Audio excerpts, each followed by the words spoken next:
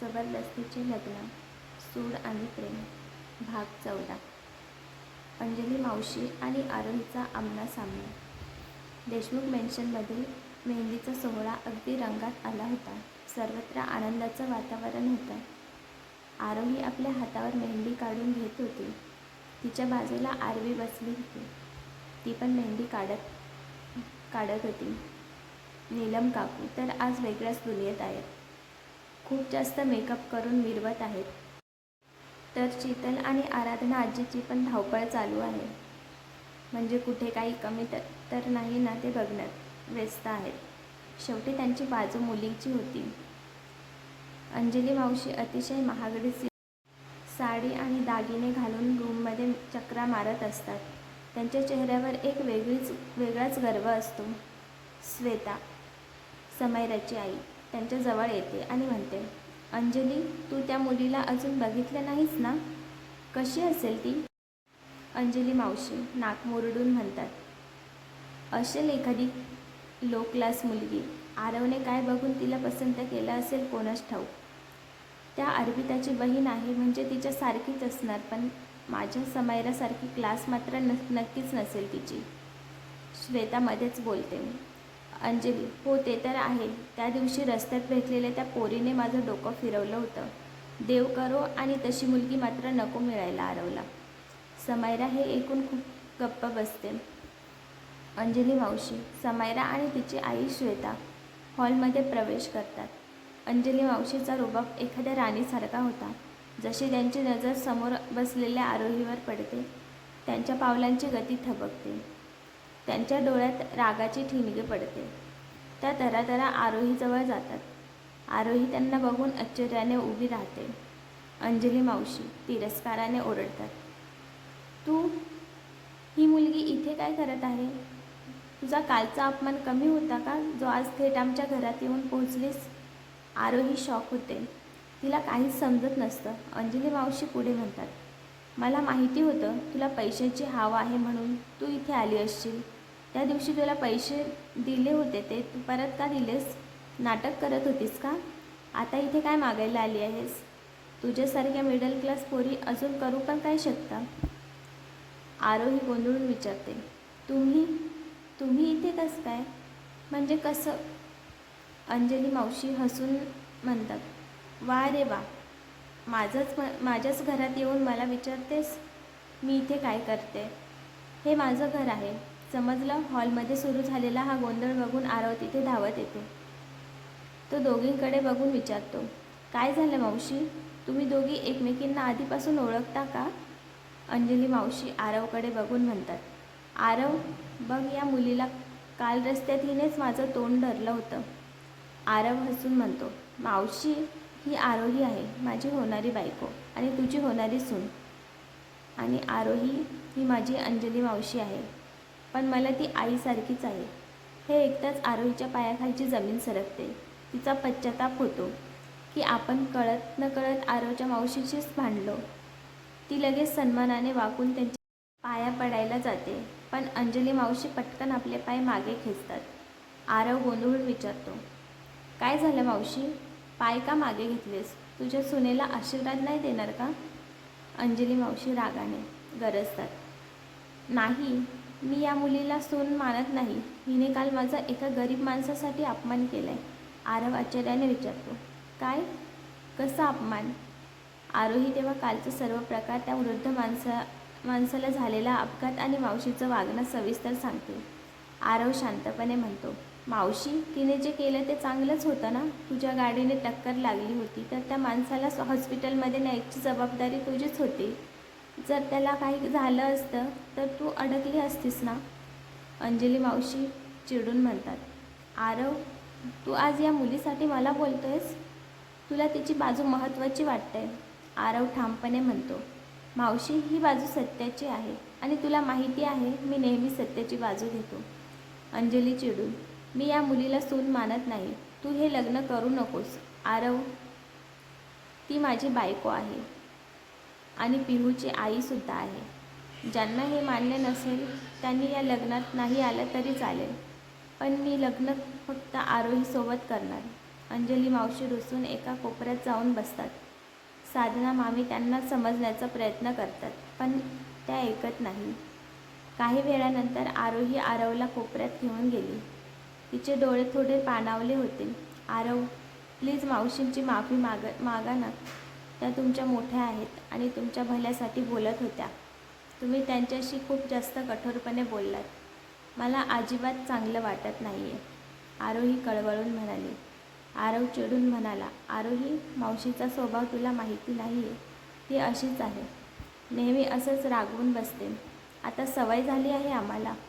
पण आणि तू टेन्शन नको घेऊस, ती आपोआप ठीक होईल थोड्या वेळाने. तिने तुझा अपमान केला ते मला सहन नाही झालं. पण आरोहीने हट्ट धरला. प्लीज आरव, माझ्यामुळे तुमच्यावर नाराज नको व्हायला. आणि आज आपल्या आनंदाच्या क्षणी आपल्या सर्वात जवळची व्यक्ती रागावलेली आहे, चांगलं नाही वाटत.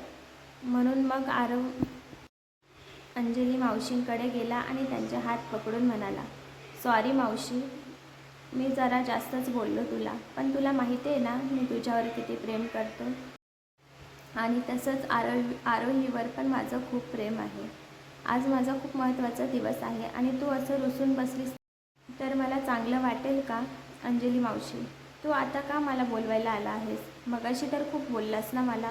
आरव, सॉरी मावशी, मी रागात बोलून गेलो. पण तुझ्याशिवाय मला नाही चांगलं वाटत गं. अंजली, तू नाही रिस्पेक्ट करत आता माझी. त्या आरोहीमुळे तू पण तसंच झाला आहेस. आरोही शांतपणे पुढे येते आणि म्हणते, मावशी, त्या दिवशी मी तुम्हाला अडवलं कारण तुमची चूक होती.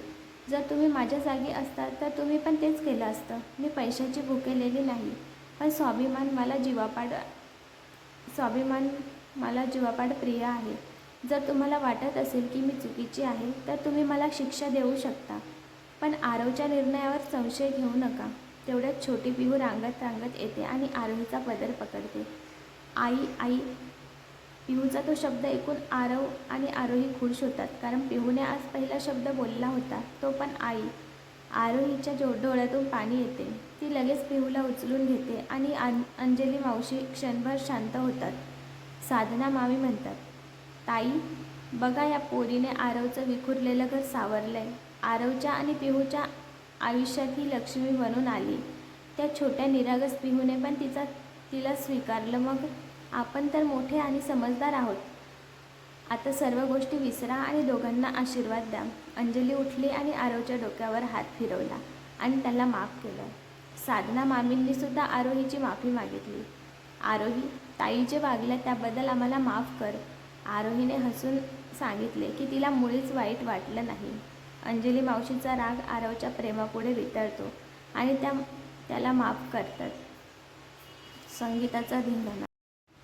झगमगत्या दिव्याच्या रोषणाईने देशमुख मेन्शन एखाद्या राजवाड्यासारखंच उजळून निघालं होतं.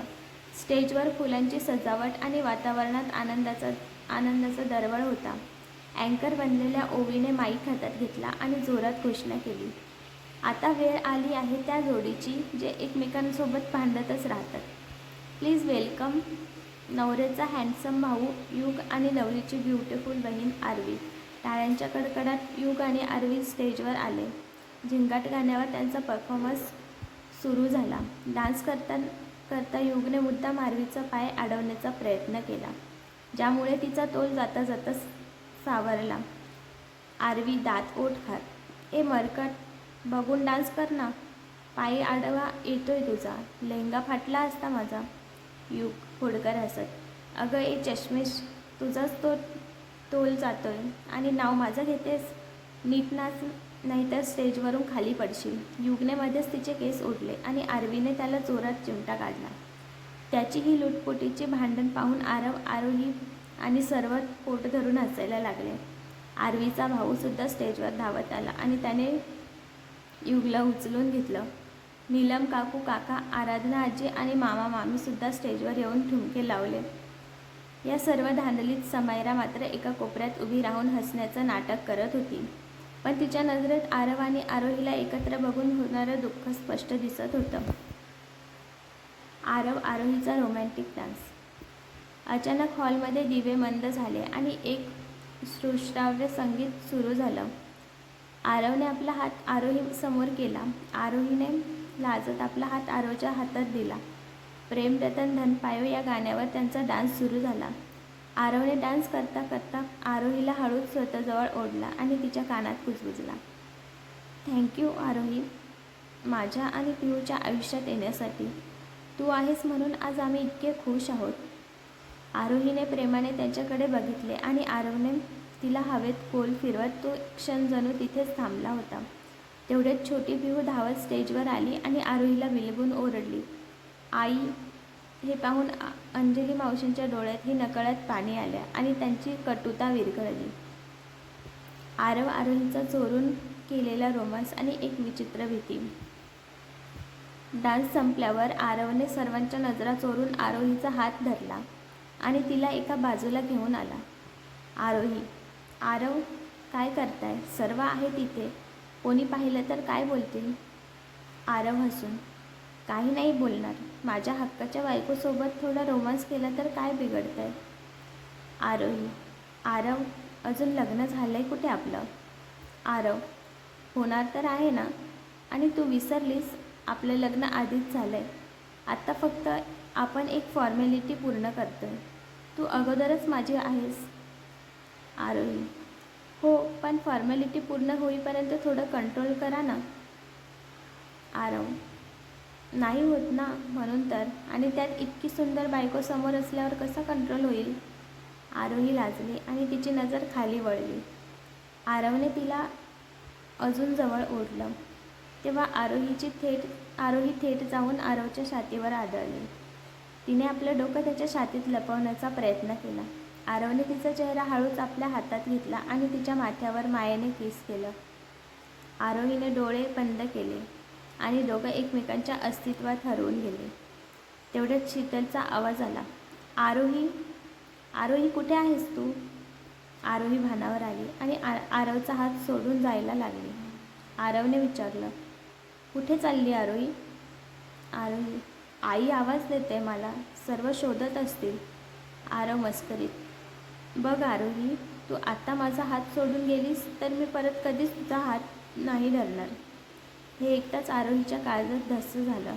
ती जागेवर खिळून राहिली आणि म्हणाली, आरव, काय बोलला तुम्ही? असं का बोलताय की एकटाच हात सोडला तर परत नाही धरणार म्हणून? आरव, अगं, अशी घाबरतेस का? मी मस्करी केली. आरोही, पण तुम्ही का बोलला तसं? प्लीज आरव, कोणतीही कंडिशन असो, असं मला सोडून द्यायचं नका बोलू कधी, प्लीज. आरव आता सिरियस झाला. त्याने तिला घट्ट मिठी मारली आणि म्हणाला, हो आरोही, नाही बोलणार. तू शांत हो आधी. आरोही, आरव, मी आता तुमच्या आणि आपल्या पिढूशिवाय जगण्याचा विचार पण नाही करू शकत. आरव तिच्या डोक्यावरून हात फिरवत, मी पण नाही राहू शकत तुझ्याशिवाय. प्रॉमिस करतो, कोणतीही कंडिशन असली तरी मी फक्त तुझाच विचार करेन आणि तुला कधीच अंतर देणार नाही. दोघं हॉलमध्ये आले. शीतलने विचारलं, कुठे होतीस आरोही? सर्व विचारताय तुला. आरोहीने कसाबसा बहाणा केला, अगं, ते वॉशरूमला गेले होते. सस्पेन्स ट्विस्ट, नशिबाचे जुनं पडलं. तेवढ्यात देशमुख मेन्शनच्या बाहेर काळोखात उभी असलेली एक गूढ व्यक्ती खिदखिदत हसत होती. त्या व्यक्तीचा चेहरा अंधारात दिसत नव्हता, पण तिच्या आवाजात क्रूरता होती. ती व्यक्ती स्वतःशीच म्हणाली, आरव, आरोही खूप खुश असणार ना लग्नासाठी?